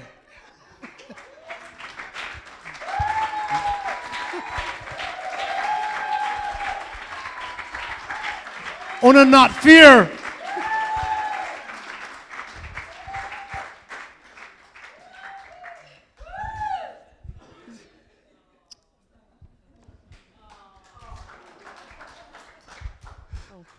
I shall continue. Now, again, my sister Jana is one of the kindest people I've met. This sister, okay, let me tell you some stories. Please don't. I have to. I remember, right, back in the day, probably about 10, 12 years ago, I had this incredible idea to make money, to set up ZeN, right? Financial, yeah, laugher, right? And I says, I feel it. I feel that God is behind me. It will work, right? All we need to do is go and find all our friends and borrow £5,000 from them and invest it in this African money scheme from Nigeria. Yes, and it will work. £80,000 later, she never leave me. Thought about it. Exactly, thought about it. That's how I told you that. It's all true, right? But the reason why I did it was because I was craven. Okay, no, that wasn't the reason. No, I had a vision to set up ZeN and through the fire. And to do it, you needed money. But what I discovered in that period of time, you will get a chance to speak. It's all right, don't worry, you talk for me, I don't mind.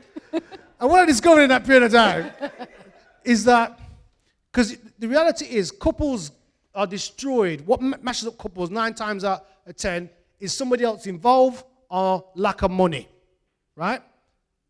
We had lack of money. You remember that song by, what's his name? Luther? No. Love Times Love. Oh, yeah, him. George Benson. You know the words in the song? Stop singing Love Times Love. One of the verses, we never had a dime. Remember that bit when it says, we never had a dime? No? It must be just me hearing that words. And we never had nothing. And this sister used to always give me money. So imagine to yourself, we'd go somewhere, go to a dinner party or a restaurant or whatever, and she knew my wallet empty, you know? And she'd always hug me and put some money in my pocket, kind of thing. Not just over 1 year, we're talking 17, 18 years down the road. What a woman, yes? Someone says she had no sense, but bless her, she backed me. That's why we're here today, based on the kindness and the dedication of Jem. I can't say women, I can say her. Unbelievable dedication. But Jem, tell us a bit about you. Me, right. I'm the shy, quiet part of the relationship. You seem to do all the talking, which I don't mind at all. I'm sort of more the behind-the-scenes type of person. I don't really like being here, where I am now. I just like being in the kitchen or supporting you in any other way but here. But since I am here... But it's the truth. When I go anywhere with Jem, we don't go out anymore because I get embarrassed. Because everywhere we go, they always address me, oh, this is your husband. Nobody knows me, you know. I'm nobody. I'm Billy No Mates in Derby. You're supposed to go, oh. No, you're not. No, not here. Sorry. I was brought up in Derby, and I was come from quite a big family. I'm one of 7. Most of you might know the Morgan family. So we've always been in Derby. And so that's why probably people know me and they don't know you. But you ever talk so loud? Sorry. But, woo! we've been married 16 years, 16 lovely, enjoyable years. If you're like 17. Okay. And we've been through some ups and downs. Like I said, we've never had any money, but we've always had each other, and that's been really important to me, and that's how we've made it work. We sort of know our roles within the relationship, and that's how it works, and we accept that, and I love that. I've got a lovely daughter you met earlier. Which one? Nazarene. Okay. She is actually lovely. There's so many things I could start talking about Naz, but I'm not going to, because she's just beautiful. And I've got Daniel, my son, who's taking the photographs. He's Hi, Daniel. He's a lovely boy. He hates me. He's my firstborn, and he's lovely. But anyway, I won't start talking about and embarrassing him. I've had various jobs over the time, usually based around my children, having children, and so I've never really had a career. But the last 8 years, I've now working in senior schools as a cover teacher or cover supervisor. It's a mainstream school, unlike Janet, who works with sort of learning difficulties. But sometimes the children most of the time, children are very challenging. Oh, is that it already? That's great. Are very challenging, but I really feel I work well with young people, and that's fine, my niche. So in all the years I've been doing jobs, I've only late in life found a career, something I could call a career, working with like young people and inputting what I can to give. I'm not academically minded at all, but I've got a lot of common sense. And my life experiences has helped me to be the person I am today. And that's what I give to the kids. Sorry? Life with G. I've had lots of life experiences with G, which has made me the woman I am today. He's always been there for me no matter what. I feel secure and safe, in his arms and in our relationship. So that's cool. And he's always been there for me.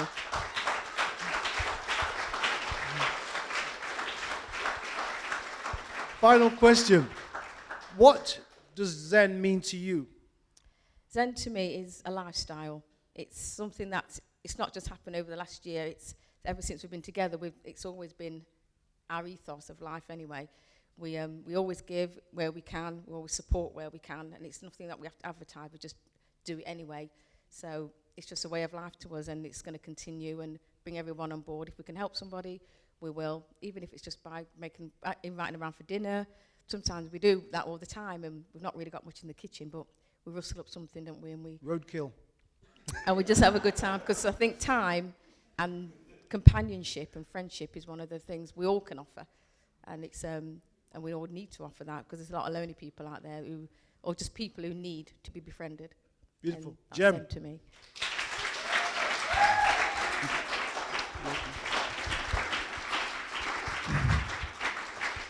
We're down to the final two. No particular order.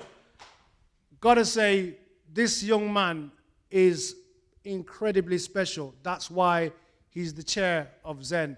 Shane, brother Shane.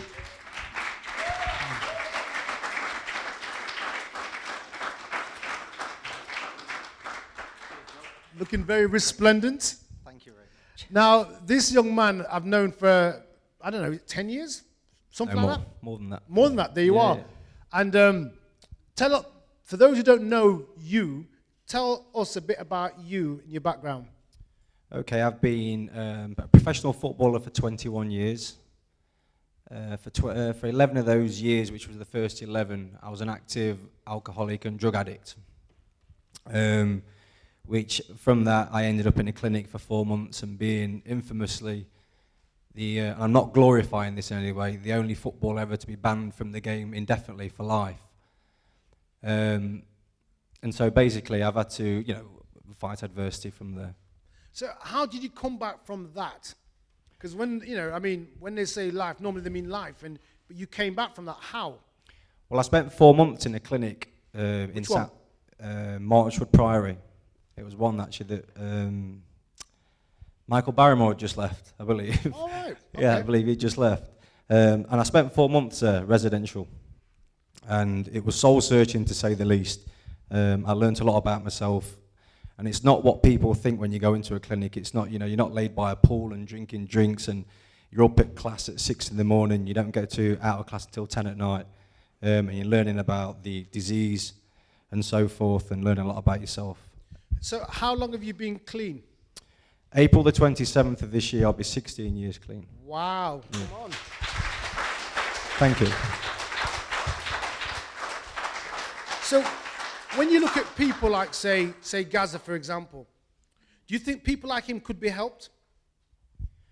Of course they can be helped, yeah, but you know, the first thing they have to do is acknowledge that they have a problem themselves, and that's the first step that you take. It's a 12-step program. I'm sure people know about. Once you acknowledge that you have a problem, then people can step in and they can help you 100%. Now, in terms of ZeN, what's your involvement in ZeN, and what's your ambition in ZeN? Well, my involvement is, I have to say, I was put forward to be chair by Jackie, actually. And I've been fortunate in my life to actually captain a championship football team.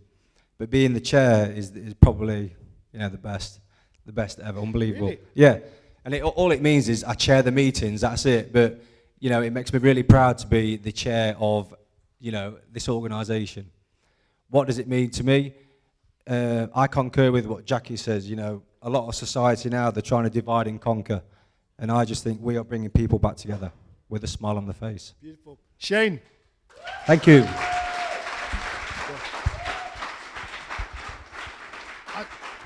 I tell you,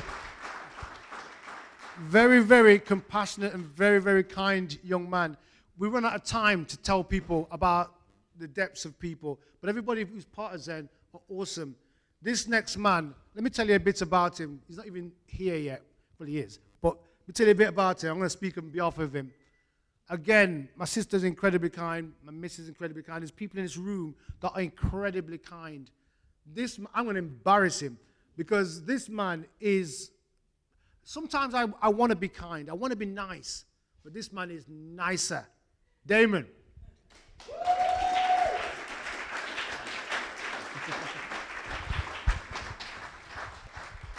Before I kind of introduce Damon, I remember when I was working in Burton, doing a job there, and it come to the end of the contract and didn't renew it.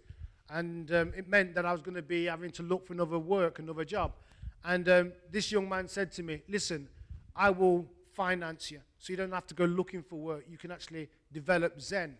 And I've had other people who have said to me, you need to find the money yourself, earn the money yourself, and that's how ZeN will work. But this was the first person who kind of like dipped into his own pocket. And I'm not talking about £10. I'm talking hundreds of pounds. This man was, and he was giving when I was meeting him in Limeys, right? And I'd say to him, Damon, I just feel led to go in here. I'm not spending. Don't be fooled by the bags. I'm not spending. And he never said nothing, always backed me. Even to this very day, he backs me and gives even more. Damon, for those who don't know anything about you, nice boots, by the way. Thank you. What size? 8. Okay. For those who don't know anything about you, tell the audience a bit about your background. My name's Damon. I used to be a professional boxer. And if it wasn't for this gentleman, this man saved my life, so I couldn't, it's only money, it's nothing. For me, I wouldn't be here unless it was for you, so for me, there's a whole history, too long for me to say, but essentially is, like Cole, I went to Warrington House, went on to another institution, and for me, thank goodness I found God in that institution, and it led me on a path to righteousness. Along that path, I succeeded at boxing, which as a boy, all I ever wanted to do was fight, and once I became champion. Champion, what sort of level are we talking? I had 2 world titles, super middleweight and middleweight champion, and it made me realise then with the faith that I had through your help that we could do anything, and we started various. For me to see this tonight, we've done various things. Him and I, we've done Through the Fire that didn't succeed because no one got behind it. So over the last 20 years, there's been many, many things that the collective of people in this room that have been here before me, that we've tried to do things. So to see everyone here, for me, it's a real blessing. Now, what does ZeN mean to you? Because I remember when we first talked about ZeN and the name and everything, this man was instrumental. He used to come around to the yard every Sunday on his push bike when he had no car. And he was giving from, and I'm saying from pittance, the man was still giving, believing in a dream. So what does it mean to you? It believes in a better day.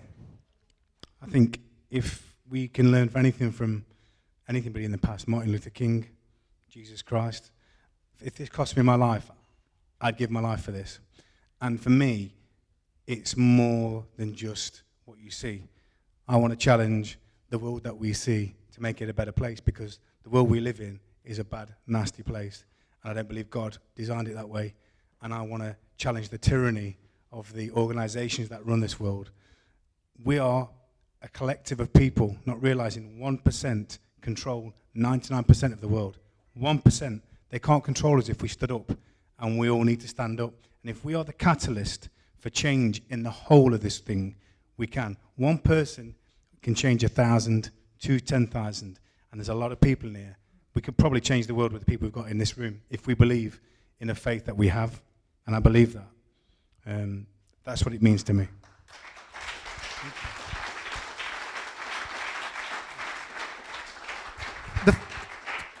The funny thing, those who don't know this man will probably think he's talking for effect for the camera. And that's right, Carl. I know him. And what he says, he means. Because, like I said, he backed it with his money. And when we give things away, some people complain about what we give away because they think we're stupid. But my argument is, it's only money. Yeah. And when you've got a people that work together, they can change the world. Everyone laughed at us years ago when we were potless. We had nothing. Everyone laughed when we continually tried. We'd been thrown out of buildings because we couldn't pay the rent and no one had back us. And when I was boxing, I couldn't do it on my own.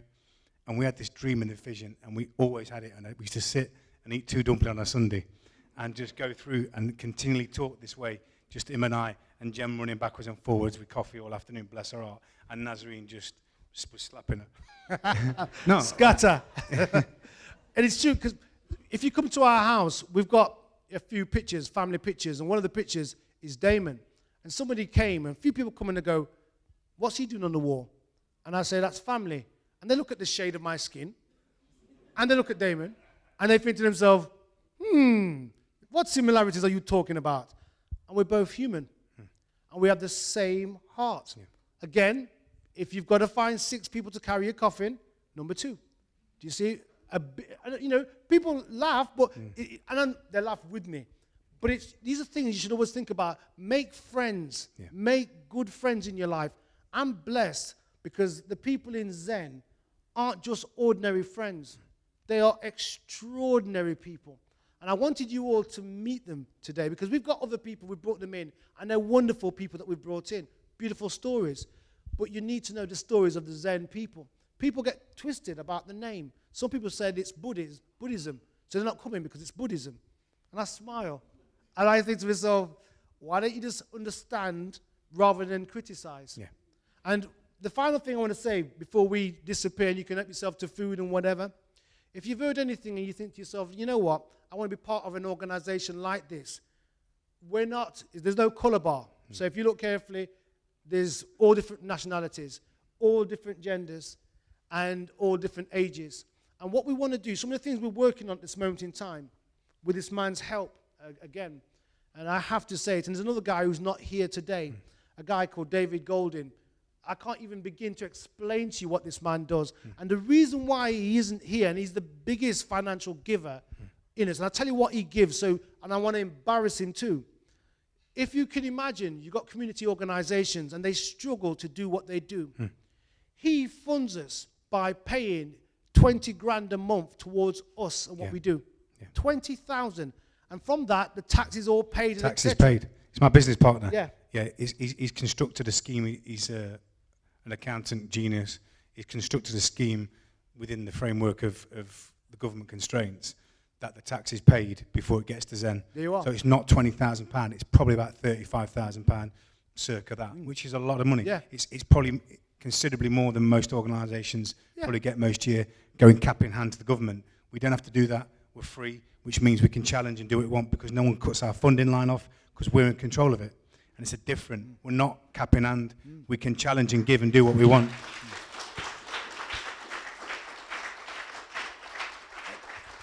And the reason why I mention it, not just to, mention figures to show off, because it's not about that, just to give props to them. The reason why he isn't here, and he said this to me, he says he doesn't feel worthy to be part of ZeN. I said to him, we take all types of people. It's not your background, it's not what you've done. It's not what you struggle with. It's who you are. Yeah. It's your heart. Yeah. And we're all about the heart. And heart has no colors. It doesn't have different shades. It's just a good heart or a bad heart. And so the things that we're going to be doing, and watch out for it soon, it'll be ZeN TV coming your way. So you'll be able to watch a live show to be on for an hour every Saturday between 3 and 4. There you are. Close. I've got my finger on the pulse, 2 and 5 on a Saturday. Thanks, Carl. That hurt. And we're going to ask people to come along as the audience in the house. It's going to be like reality TV with a difference, and we'll challenge what you read in the paper. We're going to do Skype interviews with people that you would ordinarily think wouldn't come here. And they won't have to come here because we'll Skype them. And if you want to be part of what we're doing, and remember, you don't have to put any money into it. It's not about your money, it's your heart. Yeah. And if we all work together, we can change the community. Yeah. It doesn't matter about your color. It just means you change things. Without the ability to change things, it remains the same. If you're happy with that, that's cool. But if you're unhappy with the way things are, come together. Let's change it. Let's make it all happen. I'm glad that you've all turned up. I'm glad that this young man was the last one, because he's been such... I can't even put into words what this man has done. Imagine to yourself, somebody backs you for your dream and they give you all what you asked for and more. How can you fail? You daren't fail. And, and this is I remember, short story, that scheme I told you about, the Get Rich scheme 10, 13 years ago, I came to this man and says, Damon, I believe God has told me to ask you for £4,500 of your earth pounds. And you'll get back, hear me now, 100,000. You know me well. I spent months trying to avoid him, and he never came. For some strange reason, it never happened, I remember sitting at home, waiting for the phone call to ring from the Dutch bank where the money's going to be transferred, because they told me it's going to be transferred at 2 o'clock in the afternoon on Monday. I remember it like yesterday, and I'm sitting like an excited kid. Hercules. And then I thought, maybe they're in Amsterdam, they're an hour behind us. So I looked at my watch, and it never rang. So I thought, there's a number on here. I'll ring the Dutch bank. And I rang them. And it says, the account and the person you're talking about does not exist. And you know what I discovered then? I discovered that the gas in the oven can't kill you. And then after that, you start to find your friends.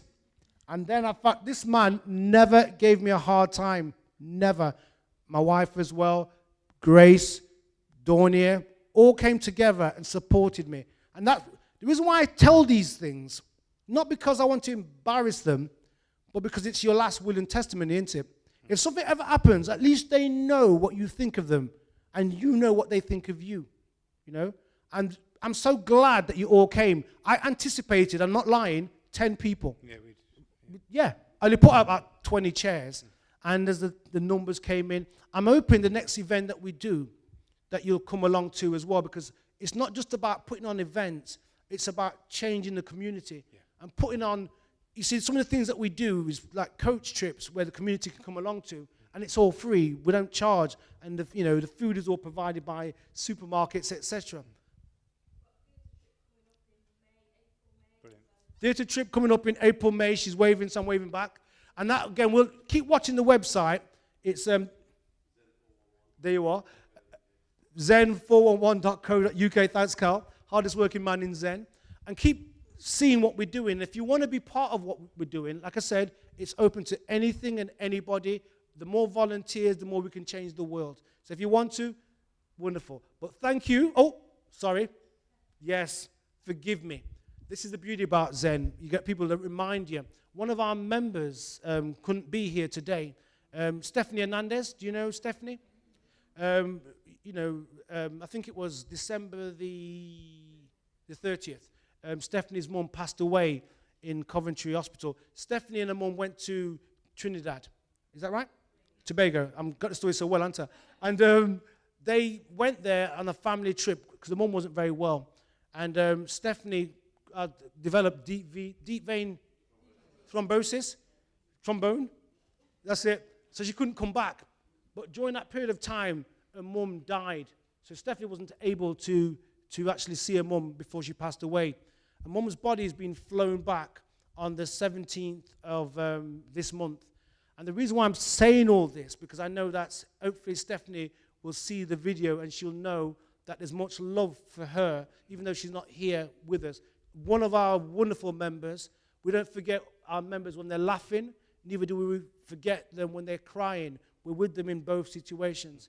And like I said, if there's anything that you as an individual or as a community need, and if we can help, and if you can find us, sorry. Thank you very much.